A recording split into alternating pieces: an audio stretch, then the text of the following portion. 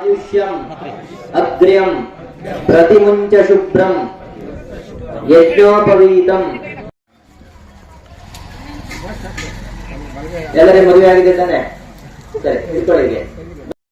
ಆ ವೇದಗಳನ್ನ ಬರೋಣ, ವೇದ ಶಾಸ್ತ್ರ ಪುರಾಣ ಇತ್ಯಾದಿಗಳನ್ನೆಲ್ಲವನ್ನು ಕೂಡ ಮನುಷ್ಯರಿಗೆ ಕೊಟ್ಟಿರ್ತಾನೆ. ಆ ರೀತಿಯಾದಂತಹ ಜೀವನವನ್ನು ನಡೆಸಬೇಕು, ಆ ರೀತಿಯಾದಂತಹ ಜೀವನವನ್ನು ನಡೆಸು, ಈ ರೀತಿಯಾದಂತಹ ಜೀವನ ನಡೆಸು ಅಂತ ಹೇಳಿ ನಮಗೆ ಮಾರ್ಗದರ್ಶನವನ್ನು ಸೂಚಿಸುವಂತದ್ದೇ ವೇದ ಅಂತ ಹೇಳಿ. ಹಾಗಾಗಿ ಮನುಷ್ಯರಾದವರು ಏನ್ ಮಾಡ್ಬೇಕು?